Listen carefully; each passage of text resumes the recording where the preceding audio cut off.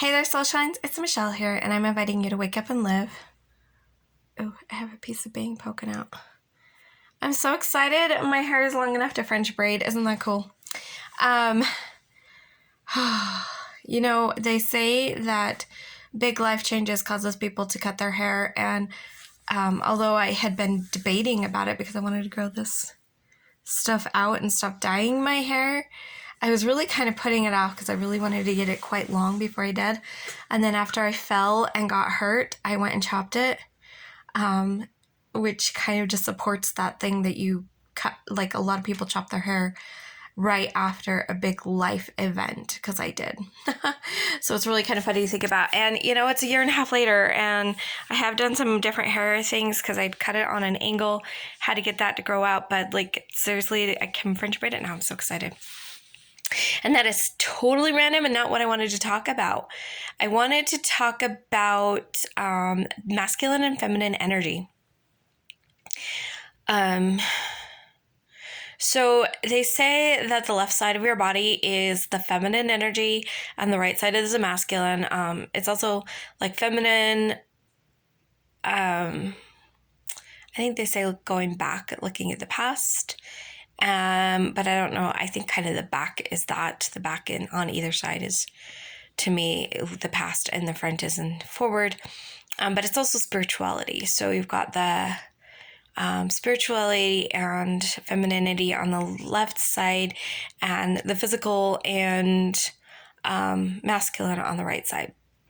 I also recently learned that in your mouth, the bottom teeth are the masculine and the top teeth are the feminine, which I found extremely fascinating, because if you look at my mouth, I do have a missing tooth here and in the back here, but otherwise my bottom teeth are in great shape. My top teeth, like if I were in a position to go to the dentist, they would literally pull all of the top teeth and put in artificial teeth all around. So that's my feminine side. And the left knee is the one that I broke over a year and a half ago. And the leg is still not fully healing. And it's like, interesting. So it's the feminine energy. And so, excuse me, I gotta sit up a little better. So sorry about that. So what is it about this feminine? Because I consider myself a very feminine person. My dreams and desires tend to be feminine. I have to say, I love watching, the Jane Eyre, period things like,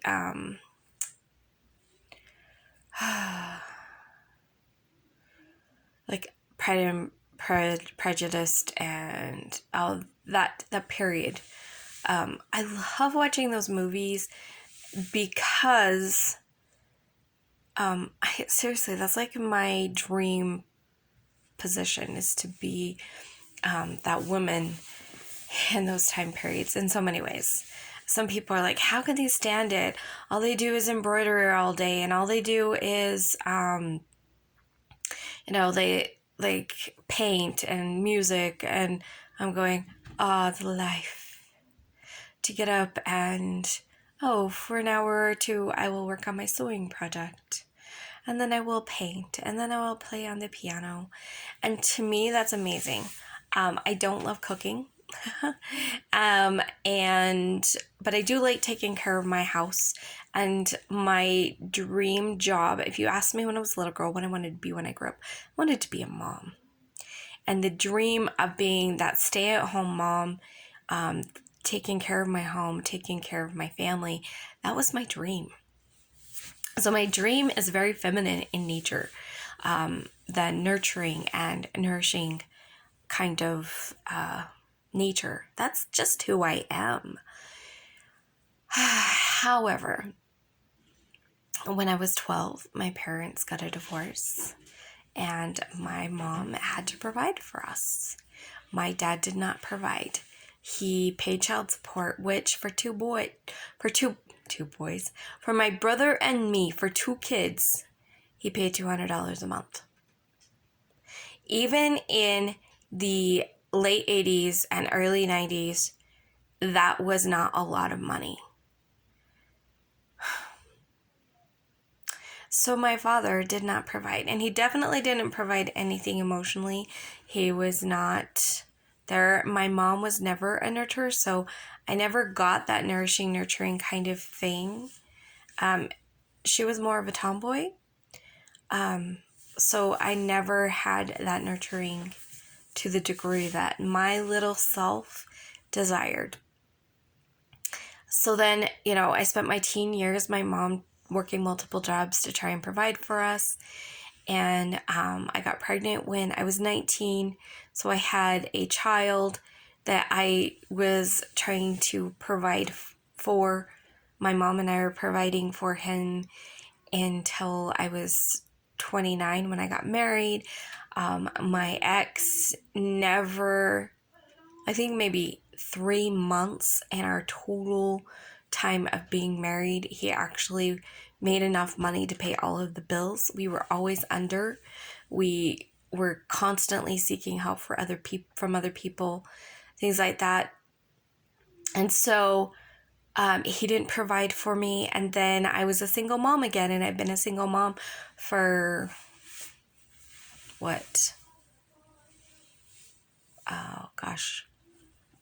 11, 12 years now. I mean, I wasn't officially divorced all that time, but I was separated. And so I've never really had that masculine provider energy in my life. And I've had to step into the role of masculine. And why it is my feminine side that broke or does its thing with the top is because, and when my teeth fell out, it was when I was going to school full time and I was super stressed. And it's interesting to think about it. It's every time I've had to step into that provider role in a big way, that's when the things are showing up in the feminine energy of my body. And it's because my feminine is resenting it. My feminine is so hurt that the masculine isn't showing up for it. And that's what's going on. And I really want to be in that feminine energy. I really long to be in that feminine energy. So yesterday I did a whole bunch of generational clearing and just kind of telling God how ticked off I was that there was no provider. My resentment at needing to provide. When I get off this video, I'll work on that hurt because I know that will be huge in changing the energy. And so I've resisted a few things. I've been resisting business. I've been resisting the YouTube channel. I've been resisting anything that potentially could become a moneymaker because I don't want to be the provider. So I'm trying to change my perspective of it. And I've been sitting here going, okay, how do I nourish and nurture my YouTube channel? And what can I say that will nourish and nurture my viewers? And I was like, Interestingly enough, it seems so selfish to ask. But I asked myself this morning, how can I nourish myself through my YouTube channel? And that's where I felt a shift in the energy and where I felt a desire to come on and make a video. It seems so selfish to be like, I'm going to do videos on my YouTube channel because I want to nourish me. It feels so selfish and so wrong. And yet, I think it's exactly what I need. I think when I'm not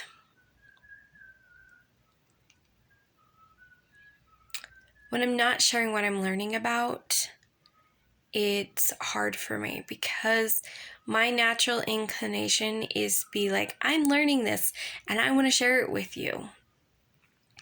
And it's been a challenge for a few reasons. One, right now, I am sewing and crocheting. I am making some crochet projects for children. I've finished some crochet projects recently. I made my granddaughter a circle skirt. That was a lot of fun. I don't know where the foot to my sewing machine is, so I sewed it all by hand. Surprisingly satisfying. And as I thought about it, I was like, back when I was sewing all the time, it was fun to make the thing, but the satisfying part was actually the hem sewing by hand. There's something about sewing it by hand that is so fulfilling. So that's pretty interesting and also so time consuming. But right now I'm making my granddaughter a pair of shorts to go under her skirt that so she already has her circle skirt, and I made a t-shirt and I made an applique heart that I put on it. She calls it her love shirt. It's so cute. Her birthday is tomorrow, but we celebrated last Sunday. And I realized I had enough fabric to make her a pair of shorts to go under it. So that's my current project. And I have been binge watching costumers. I guess sometimes they're called costumers. My favorite is Morgan Donner. She's so adorable. I also am enjoying watching Rachel Maxey. Sometimes I watch Bernadette. I cannot remember her last name, but I believe it starts with a B. And there's a couple others that I've watched that I can't remember their names. But I've been binge watching these. Occasionally I will learn new crochet things. And I'm not doing a whole lot of personal development learning. And I've kind of branded my channel before I tried to do this other little tangent as that. But I really think that I need my channel to be about whatever I'm learning or whatever I am inspired, whatever nourishes me, or if I feel prompted to nourish you, then do that. Nourishing my home is about this box. And sharing that is awesome, but to make a channel specific to that was not pleasing me. It was really stressing me out, actually. I'm like, I don't even want to put that content out. But sometimes it's the right thing for me to do. Sometimes I want to talk to you about what I'm making. Sometimes I want to talk to you about what I'm learning. Like today, talking about the feminine, masculine energy. So I think I just really want my channel to be about whatever nourishes me and sometimes what nourishes you. And so hopefully, maybe there's just going to be a few videos that you like. Maybe you don't like any of my videos. And I just got to be okay with that because I'm choosing to nourish myself. And not focus on providing. I don't want to provide content because that word feels so masculine. I like creating. Creating is a feminine word. Creating content. Nourishing, nurturing.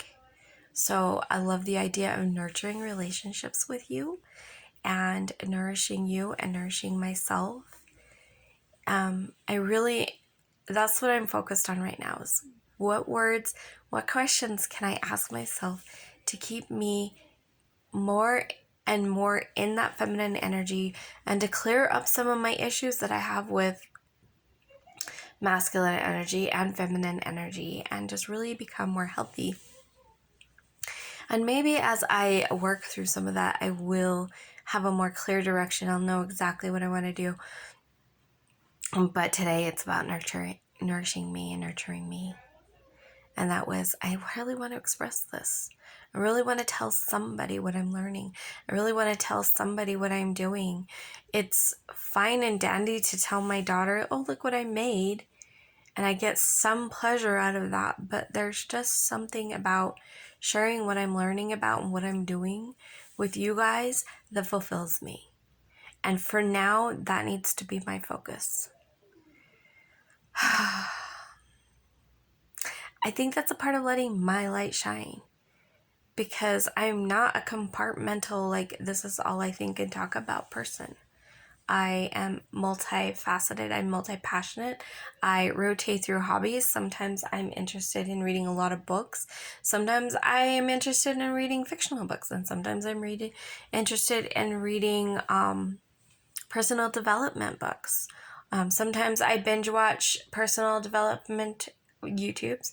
And sometimes I binge watch costumers or crocheters or hair tutorials. Right now I'm trying some crazy stuff with my hair, and I will let you know how that's going. Maybe if I feel inspired to talk about that. I want a place where I can just share, hey, this is what's going on. This is what I'm learning about, or this is what I'm passionate about this week. A place where I can let the world see a little bit of me and what's going on with me.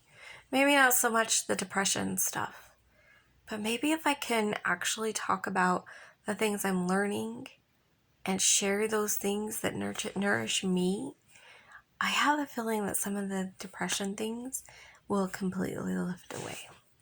Because the depression is coming from being so angry at myself and kind of angry at myself for not being more masculine. Like, why can't I be like those other women who are motivated to grow a business and become successful at it and provide? Like, sometimes I get angry at myself for wanting to be so freaking feminine.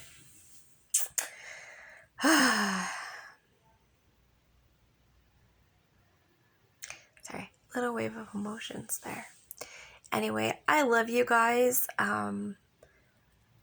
I know that it's really hard to watch somebody as they are kind of going in and out. Like, this week I'm this kind of healer, next week I'm this kind of healer, or I coach this and then I coach that, and it's really about not knowing, like, it's really about not knowing themselves. And it's really hard to shine and be who you were designed to be when you have no clue who you are. And so I know that's hard for you guys to watch my journey of self-discovery. Oh, that's kind of fun. This little curly Q that is not wanting to be back. And the other stuff, I have one on this side too, but I pinned it back. Anyway, okay. So random sometimes. Anyway, I love you guys so incredibly much.